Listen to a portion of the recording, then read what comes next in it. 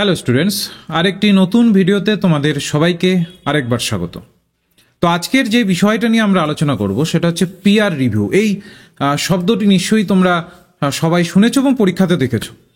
আরেকটি যেটা বড় জায়গা, তোমরা হয়তো অনেকেই জানো না, এই পিয়ার রিভিউটা কিন্তু খুবই জটিল একটা প্রক্রিয়ার মাধ্যমে সম্পূর্ণটা হয় এবং এই বিষয়কে কেন্দ্র করে আমাদের রিসার্চ অ্যাপটিটিউড থেকে কিন্তু কোশ্চেন আসে, যেখানে মোস্ট অফ দ্য স্টুডেন্ট কিন্তু ভুল করে আসো। কারণটা হচ্ছে যে পিয়ার রিভিউটা কি সেটাই তোমরা জানো না। জাস্ট ভাবো যে আচ্ছা কোনো একটা জার্নালে হয়তো বা কিছু পাঠাতে হয়, লেখা দিতে হয়, ওই যে প্রসেসটা হয় ওটাই পিয়ার রিভিউ। কিন্তু বিষয়টা কি, ওটার ভেতরে কি রয়েছে সেইটা সম্পর্কে কিন্তু তোমরা অবগত থাকো না। তো এইটাকে বোঝানোর জন্য এই সেশনটি আমরা করছি, আশা করি পুরো ক্লাসটিকে করবে। এটাতে আমরা কয়েকটি পার্টে ভাগ করেছি। প্রথমত হচ্ছে আমরা পারপাসটাকে বুঝবো, পিয়ার রিভিউ কেন করা হয়, পারপাসটা বুঝে নেওয়ার পরে তারপরে আমরা প্রসেসটাকে বুঝবো, কোন প্রসেসে করা হয়। যখন প্রসেসটা বুঝে নেব তারপরে আমরা আসবো হচ্ছে পিয়ার রিভিউয়ের ধরনে, যে পিয়ার রিভিউ কত প্রকারের হয়ে থাকে বা কত প্রকারের পিয়ার রিভিউ আমাদের সামনে রয়েছে। এটা যখন হয়ে যাবে তারপরে পিয়ার রিভিউয়ের ফলে আমরা কি কি বেনিফিট পাচ্ছি সেটাকে বুঝবো এবং তার সাথে সাথে এরপরেই আমরা এর কি কি চ্যালেঞ্জেস আমরা ফেস করি এই পিয়ার রিভিউ চলাকালীন সেটাকে বুঝবো। এবং ফাইনালি আমরা কিছু মডেল কোশ্চেনকে অ্যানালাইসিস করব, যেটা প্রিভিয়াস ইয়ারে এসেছে, অর্থাৎ PYQsকে অ্যানালাইসিস করব, যেগুলো তোমাদের এসেছে এবং যেগুলোকে তোমাদের একটু মনোযোগ দিয়ে আরো ভালোভাবে দেখতে হবে এই ধরনের কোশ্চেনগুলোকে সলভ করবার জন্য। ঠিক আছে, তো প্রথমত আসি আমাদের পিয়ার রিভিউয়ের পারপাসটা কি। তোমরা সবাই জানো যে আমরা যখন কোনো একটি ম্যানুস্ক্রিপ্ট, মাথায় রাখবে দুটো টার্ম তোমরা পাবে, একটা হচ্ছে ম্যানুস্ক্রিপ্ট, আরেকটা হচ্ছে আর্টিকেল। যতক্ষণ না মানে সেই লেখাটি যেটা কিনা তুমি কোনো একটি জার্নালে পাঠাচ্ছ, যেটা যতক্ষণ না ছাপানো হচ্ছে ততক্ষণ ওটাকে আমরা ম্যানুস্ক্রিপ্ট বলে থাকি, যেটা নিয়ে নানা রকম কারেকশন চলে। আর যখন ছাপানো হয়ে যায় কোনো জার্নালে তখন ওটাকে আমরা আর্টিকেল বলি। সিম্পল হিসাব। বেশ, এবার এটার পারপাসটা কি? পারপাসটা হচ্ছে, প্রথম যেটা পারপাস সেটা হচ্ছে কোয়ালিটির কন্ট্রোল করা। ঠিক আছে, তো যে রিসার্চার বা অথর যিনি কিনা এই ম্যানুস্ক্রিপ্টটা লিখেছেন বা আর্টিকেলটার প্রাথমিক পর্যায়টা লিখেছেন, তিনি কি ধরনের মেথোডোলজি ফলো করেছেন, তিনি কি ধরনের কোয়ালিটিফুল রিসার্চ সেটা করেছেন। এই যে কোয়ালিটি, এইটাকে কিন্তু দেখা হয়। দ্বিতীয়ত হচ্ছে ভ্যালিডিটি দেখা হয়, অর্থাৎ তিনি যা খোঁজার চেষ্টা করেছেন, অর্থাৎ আমরা যখন কোনো একটা আর্টিকেল লিখছি কিছু তো একটা খোঁজার চেষ্টা করছি, তো এখানে যিনি আমাদের কিনা রিসার্চার তিনি যা খোঁজার চেষ্টা করছেন এবং তিনি যা কনক্লুশন টানছেন বা উপসংহার টানছেন, দুটোর মধ্যে কতটা অ্যাকুরেসি আছে বা বৈধতা কতটা রয়েছে, তো এটা দেখি আমরা ভ্যালিডিটির প্রেক্ষিতে। আরেকটা দেখি হচ্ছে অরিজিনালিটি, যে আমাদের যিনি কিনা রিসার্চার আছেন বা অথর আছেন তিনি তার নলেজের ফিল্ডে নতুন কিছু আনছেন নাকি কোনো একটি জায়গা থেকে সেটাকে জাস্ট কপি পেস্ট করে চালিয়ে দিয়েছেন, তো এই জায়গাটাও দেখা হয়। তার সাথে সাথে এরর ডিটেকশন, যেই ধরনের একটি আর্টিকেল হওয়া উচিত সেই আর্টিকেলের মধ্যে সেই ধরনের বিষয়গুলো যুক্ত আছে কিনা, নাকি তার মধ্যে কোনো মিস্টেক্স রয়েছে বা ইনকনসিস্টেন্সিস রয়েছে, এই ধরনের বিষয়গুলোকে কিন্তু লক্ষ্য করা হয় এই এরর ডিটেকশনের জায়গাতে। তারপরে আরেকটি থাকে, সেটা হচ্ছে বায়াসেস আছে নাকি কোনো প্রকার। আমরা সবাই যারা রিসার্চ অ্যাপটিটিউড সম্পর্কে অবগত আছি এবং পড়েছি, আমরা জানি সবাই যে রিসার্চের একটা বড় প্রবলেম হচ্ছে বায়াস, অর্থাৎ পক্ষপাতিত্ব অনেক সময় হয়ে যায় রিসার্চারের দ্বারা। কারণ রিসার্চারও তো এই রক্ত মাংসের শরীর নিয়ে এই সমাজেই জন্ম, তাই না? তো স্বাভাবিক ব্যাপার, যা ডেটা পাবে তার মধ্যে কিন্তু বায়াসনেস কাজ করতে পারে। এই বায়াসনেসটাকে কতটা মূলত এখানে রিসার্চারকে প্রভাবিত করেছে সেই জায়গাটা কিন্তু এখানে আমরা লক্ষ্য করি। আরও একটি বড় পারপাস হচ্ছে, সেটা হচ্ছে ইমপ্রুভমেন্ট। যদি কোনো কারণে দেখা যায় যে হ্যাঁ রিসার্চারে কিছু কিছু ফ্লস এসেছে, মানে কিছু কিছু ভুল ত্রুটি হয়েছে, এবার তাকে সেগুলোকে ফিডব্যাক দেওয়া হবে, অথরকে সেগুলো ফিডব্যাক দেওয়া হবে এবং অথর সেগুলোকে ফিডব্যাক নিয়ে তারপর নতুনভাবে সেটাকে তৈরি করবার চেষ্টা করবে। এই যে জায়গাটা, এটাকে বলা হচ্ছে ইমপ্রুভমেন্ট। এটা খুব নিখুঁতভাবে যদি আমরা করতে পারি তাহলে রিসার্চের জন্য বা আমরা যে আমাদের আর্টিকেলটি লিখছি সেটার জন্য কিন্তু পারফেক্ট একটা এক্সাম্পল হিসাবে উঠে আসবে। এটা গেল পারপাস। এবার আসবো আমরা এই যে পিয়ার রিভিউ যে আমরা করি, প্রসেসটা কোন ভিত্তিতে আমরা একটা সঠিক প্রসেসে পিয়ার রিভিউ করতে পারি। প্রথমত হচ্ছে, ধরে নিচ্ছি তুমি কোনো একটি ম্যানুস্ক্রিপ্ট লিখলে, ঠিক আছে? তো এবার তোমাকে সেটাকে প্রথমে এই ম্যানুস্ক্রিপ্টটি জার্নালের কাছে সেটাকে সাবমিশন করতে হবে। ঠিক আছে? তো তোমাকে পাঠাতে হবে, সেটা হতে পারে তুমি পাঠাতে পারো কোনো অনলাইন মাধ্যমে বা বাই পোস্টের মাধ্যমে, যেটাই যে ধরনের রিকোয়ারমেন্ট আছে সেই হিসাবে তোমাকে আগে সাবমিশন করতে হবে। এবার আসবে হচ্ছে এডিটোরিয়াল স্ক্রিনিং। এডিটর কি করবেন? এই যে জার্নাল এডিটর যিনি থাকবেন তিনি পুরোটাকে অ্যাসেস করবেন, দেখবেন, মূল্যায়ন করবেন তোমার ম্যানুস্ক্রিপ্টটাকে, যে তোমার লেখাটি তাদের জার্নালের জন্য সুইটেবল কিনা, বা তোমার লেখার মধ্যে সেই বেসিক কোয়ালিটিটা আছে কিনা যেটা কিনা একটি জার্নালের রিকোয়ারমেন্ট থাকে। সেটাকে যখন হয়ে যাবে, তারপরের প্রসেস আসবে হচ্ছে রিভিউয়ার সিলেকশন। এই জায়গাগুলোতে কিন্তু পরীক্ষাতে আমাদের গন্ডগোল করে দেয়। দেখবে এই প্রসেসটাকে তোমাকে আলাদা আলাদাভাবে দিয়ে দেবে, এবার বলবে যে এই প্রসেসটাকে সাজাও, তোমার মতো করে সাজাও। এবার এখানে যারা যারা যেই স্টুডেন্টরা ভালোভাবে এই প্রসেসগুলোকে ফলো করে না, তারা কিন্তু এখানে গিয়ে আটকে যায়। তো এরপরে হবে কি? Reviewer selection. রিভিউয়ার যিনি থাকবেন তিনি দেখবেন, এবার স্বাভাবিক ব্যাপার, যিনি এডিটর থাকেন তিনি তো আর সমস্ত বিষয়ের এক্সপার্ট থাকেন না, তো তার জন্য একটা রিভিউ কমিটি থাকে বা রিভিউয়ার থাকেন। এবার তিনি কি করেন? এডিটর যেই এক্সপার্টদের মূলত এই রেলেভেন্ট ফিল্ডের জন্য ডেকেছেন, তারা মূলত এই ম্যানুস্ক্রিপ্টটাকে রিভিউ করেন, দেখেন যে আচ্ছা এটা ঠিকঠাক লেখা আছে কিনা, যে ধরনের তথ্য দেওয়া আছে বা যে পদ্ধতিতে লেখা উচিত সেই পদ্ধতি মেনটেন করা আছে কিনা, সমস্ত কিছু দেখেন, নাকি ওটার মানটা কতটা উচ্চ মানের নাকি নিম্ন মানের লেখা, সেই জায়গাগুলোকে এখানে দেখা হয়। এবার আসবে এর পরের প্রসেস, যখন রিভিউয়ার সিলেকশন হয়ে যাবে, রিভিউয়ার যখন সিলেক্ট করে ফেলবে, এবার আসবে রিভিউয়ারের এভালুয়েশন। রিভিউয়ার এবার ক্রিটিক্যালি অ্যানালাইজ করবে পুরো ম্যানুস্ক্রিপ্টটাকে। ঠিক আছে? তো এবং একটা ডিটেল একটা ফিডব্যাক দিবে অথরকে, যে আপনার আপনার এই লেখার মধ্যে এই জায়গাগুলো শক্তিশালী আর এই জায়গাগুলো একটু উইকনেস আছে, বা এগুলোর মধ্যে আপনাকে একটু কাজ করতে হবে, এগুলোর মধ্যে আপনাকে একটু ব্যালেন্স করতে হবে, এবং সেই অনুসারে ফিডব্যাক মূলত পৌঁছে যায় যে অথর আছে তার কাছে। এবার এডিটোরিয়াল ডিসিশন এবার ফাইনালি আসে। এবার বলছে যে এবার ফাইনালি আসে হচ্ছে এডিটোরিয়াল ডিসিশন, যেখানে কিনা এডিটর ডিসিশন নেন যে এটাকে অ্যাকসেপ্ট করবেন, নাকি রিভাইজ করবেন বা রিসাবমিট করবার জন্য বলবেন, নাকি একদম রিজেক্ট করে দিবেন। যদি দেখা যায় যে কিছু মিনিমাল কিছু ভুল ত্রুটি রয়েছে, তাহলে ওটাকে অ্যাকসেপ্ট করে নেওয়া হয়। কিন্তু যদি দেখা যায় যে যেই ধরনের ভুল ত্রুটি আছে ওগুলোকে রিভাইজ করে সেগুলোকে মেজার কিছু রিভিশন করে সেগুলোকে ঠিক করতেই হবে, তাহলে রিভাইজের জন্য পাঠানো হয়। তারপর অথর সেগুলো ঠিক করে দেন, তারপর রিসাবমিট করেন, তারপর সেটাকে অ্যাকসেপ্ট করে নেওয়া হয়।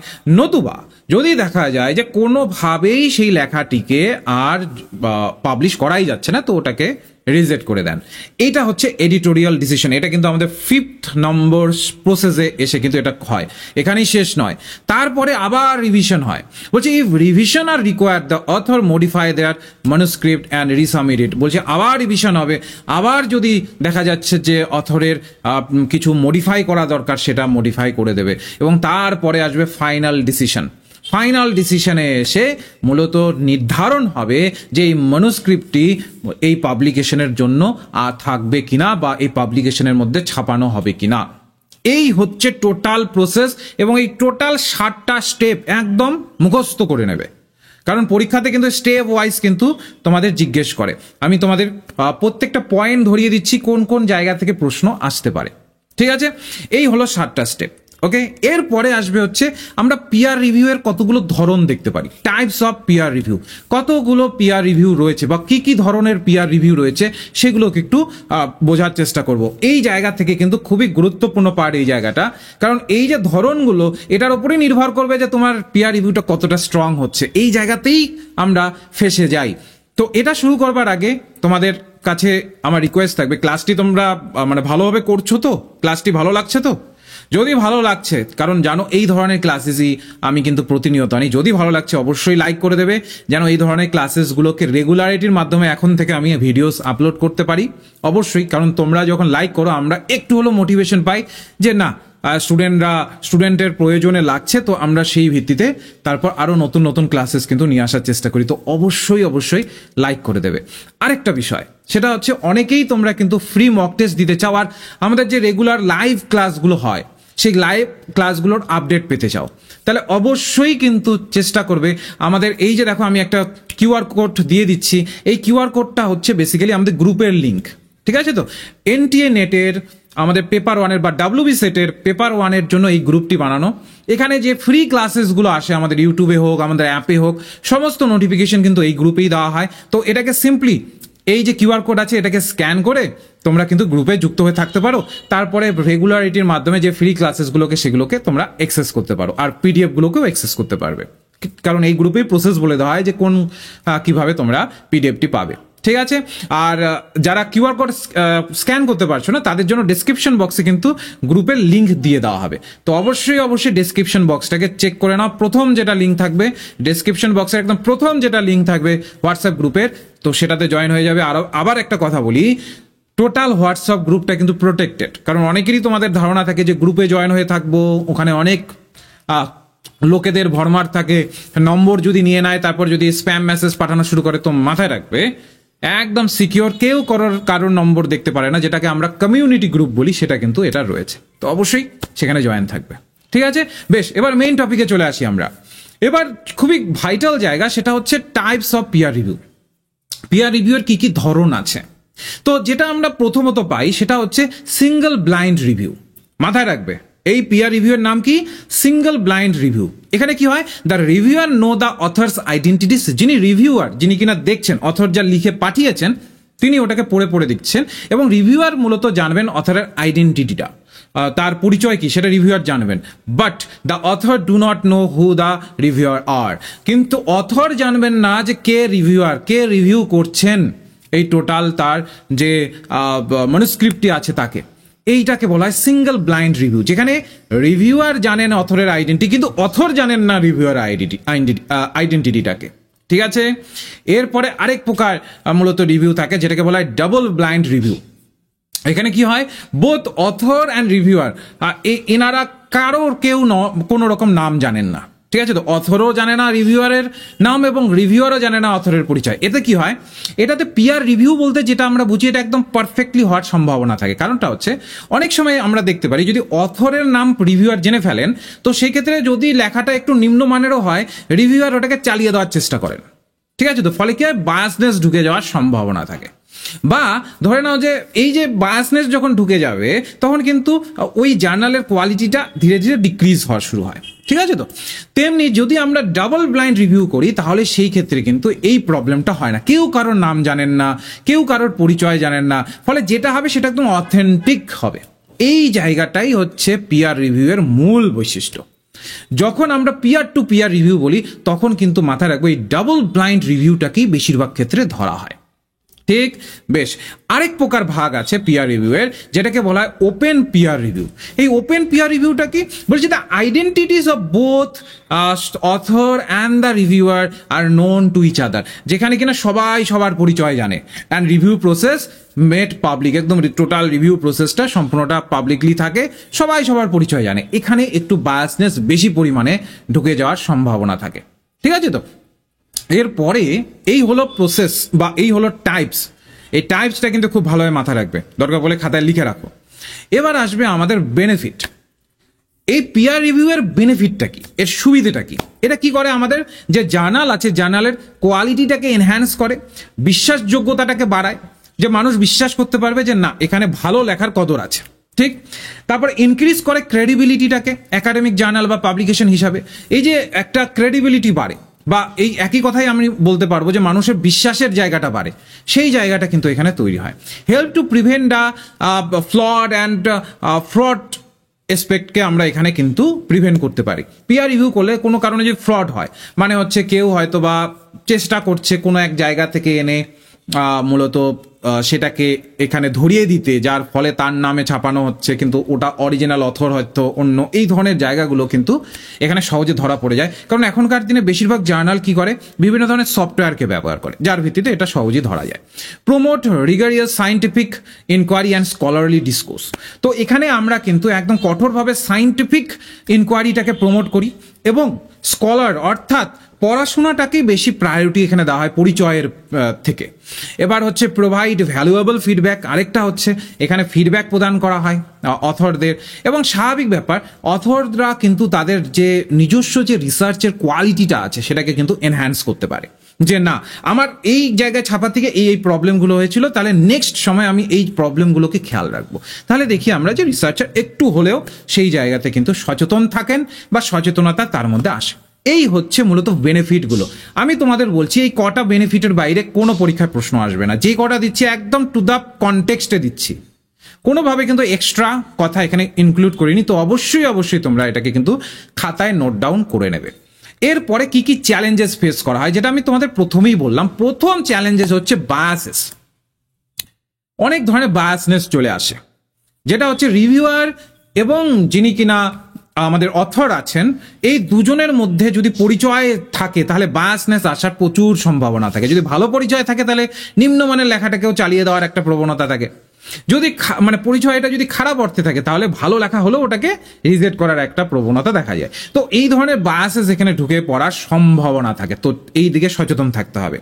এটা প্রচুর টাইম কনজাম্পশন করে এই টোটাল প্রসেসটা, কারণ প্রতিনিয়ত মানে 2 থেকে 3 বার ইন্টারাকশন হচ্ছে অথরের সাথে, এডিটরের সাথে রিভিউয়ারের, ফলে কি হচ্ছে অনেকটা টাইম কনজিউম এখানে হয়।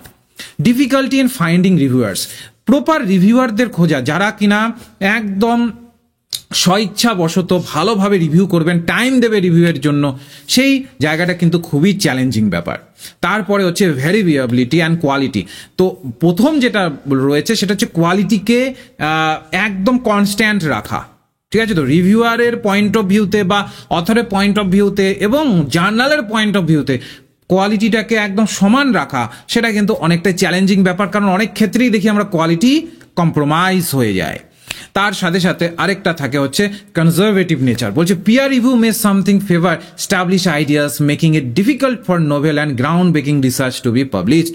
তো এখানে অনেক সময় দেখি আমরা ওই যে আমাদের চিরাচরিত যে একটা ধারণা, সেই চিরাচরিত ধারণার ভিত্তিতেই কিন্তু দেখা যাচ্ছে কোনো সময় এই পিয়ার রিভিউগুলো বেশিরভাগ ক্ষেত্রেই হয়, যেটা অবশ্যই রিসার্চের মানটাকে অতটা উচ্চ পর্যায়ে নিয়ে যাওয়ার জায়গাটাকে ধরতে পারে না, যেটা কিনা দরকার। এরপরে থাকে হচ্ছে অ্যাবিউজ হওয়ার একটা পোটেনশিয়াল লক্ষ্য করা যায়। বলছে in some cases the peer review process can be manipulated. কিছু সময় আমরা দেখি যে জার্নাল যে পিয়ার রিভিউ প্রসেসগুলো রাখে সেগুলো না ম্যানিপুলেটেড থাকে। ম্যানিপুলেটেড মিনস মানে হেরফের করে ফেলে কোনো সময়ে, একজনের জন্য একটা নিয়ম করছে, আরেকজন যখন ফোন করছে তখন আরেকটা নিয়ম বলছে। এই জায়গাগুলো থেকে জার্নালকে কিন্তু বাঁচতে হবে, কারণ না হলে এগুলো একটা বড় রকমের প্রভাব কিন্তু ফেলতে পারে। তো এই হচ্ছে কিছু বায়াসেস বা বলতে পারি যে কিছু আমাদের প্রবলেম যেগুলো কিনা পিয়ার রিভিউর সময় আসতে পারে। এবার আমরা আসি কি কি কোশ্চেন আমাদের পরীক্ষাতে এর আগে দিয়েছিল। যেমন এখানে একটা আমি কোশ্চেন তোমাদের দিচ্ছি, দেখো ভালোভাবে লক্ষ্য করো। এখানে জিজ্ঞেস করেছিল which of the following best describe the primary purpose of peer review in research. বলছে নিচের অপশনগুলোর মধ্যে কোনটা মূলত ডিসক্রাইব করছে প্রাইমারি পারপাসটাকে কোনটা ডিসক্রাইব করছে, এটা নিয়ে তোমাদের মূলত কোশ্চেন এসেছিল। এবার নিচের অপশনগুলো দিয়েছে, এবার তোমরা একটু লিখে জানাও। সবাই কমেন্ট সেকশনে কিন্তু লিখে জানাবে, চ্যাট সেকশনে নয়, কমেন্ট সেকশনে লিখে জানাও, তাহলে আমি দেখতে পারবো। কমেন্ট সেকশনে লিখে জানাও যে এই প্রশ্নের উত্তর তোমাদের কোনটা মনে হচ্ছে, যে which of the following best describe the primary purpose of peer review in research. কোনটা মূলত প্রাইমারি পারপাস, এই শব্দগুলো একটু লক্ষ্য করবে। পরীক্ষাতে কিন্তু প্রাইমারি, সেকেন্ডারি, লিস্ট এই ধরনের শব্দ ব্যবহার করে কিন্তু তোমাকে প্রশ্ন করে। তো মাথায় রাখবো এখানে আমাদের সঠিক অ্যান্সার কি হয়ে যাবে, B, to ensure the quality, validity and credibility of research. Quality, validity and ক্রেডিবিলিটির উপরে কিন্তু টোটালটা নির্ভর করে। এটা আমাদের নেটের 2019-এ এটা কিন্তু দিয়েছিল। আরেকটা নেটের 2022-এ একটা কোশ্চেন এসেছিল, সেটা হচ্ছে in a double blind peer review process. বলছে একটা ডাবল ব্লাইন্ড পিয়ার রিভিউ প্রসেসে নিচের অপশনগুলোর মধ্যে কোন জায়গাটাকে ফলো করা হয়। এবার যারা ডাবল ব্লাইন্ড শব্দটার সম্পর্কে অবগত নও বা ঠিকঠাকভাবে এটা জানো না, তারা এটা ভুল করে আসবে, কিন্তু আমি তো আজকেই পড়ালাম, তো পারার কথা। দেখো কোনটা অ্যান্সার হতে পারে। সবাই অ্যান্সারটা কমেন্ট সেকশনে লিখে জানাও, যেন আমি দেখতে পারি। কমেন্ট সেকশনে অবশ্যই কিন্তু লিখে জানাবে। তো একদম সঠিক অ্যান্সার অনেকে দিয়েছো, both the author and reviewer are anonymous, অর্থাৎ অথর এবং রিভিউয়ার কেউ কারোর পরিচয় জানবেন না। তো স্বাভাবিক ব্যাপার, এটাকে আমরা তখন বলে ফেলি হচ্ছে double blind peer review process. ঠিক আছে, বেশ। এরপরে আরেকটা কোশ্চেন এসেছিল 2022 সালেই এসেছিল এটা, which of the following is a potential challenge or criticism of peer review? নিচের অপশনগুলোর মধ্যে কোনটাকে আমরা একটা চ্যালেঞ্জ হিসেবে দেখছি বা ক্রিটিসিজম হিসেবে দেখছি পিয়ার রিভিউয়ের ক্ষেত্রে? 2022 সালে এটা এসেছিল। দেখো তো কোনটা হতে পারে। নিচের অপশনগুলোর মধ্যে কোনটাকে অ্যাজ এ চ্যালেঞ্জ বা ক্রিটিসিজম হিসেবে দেখতে পারি আমরা? পরীক্ষায় কিন্তু এই ধরনের কোশ্চেনই কিন্তু তোমাদের আসে। একদম যারা যারা সি অ্যান্সারটা দিলে একদম সঠিক অ্যান্সার দিয়েছো। It can be time consuming and May delay publication. প্রচুর পরিমাণে টাইম কনজিউম হয় এখানে, আর এমন এই টাইম কনজিউমিং এর ফলে কি হতে পারে যে পাবলিকেশনটা ডিলে হয়ে যেতে পারে। ঠিক, এরপরে আরেকটি কোশ্চেন মূলত 2023 সালে এসেছিল, সেটাকে একটু লক্ষ্য করো। এখানেও দেখো প্রাইমারি রোল হিসাবে কিন্তু দিয়েছে, বলছে what is the editor's primary role in the peer review process.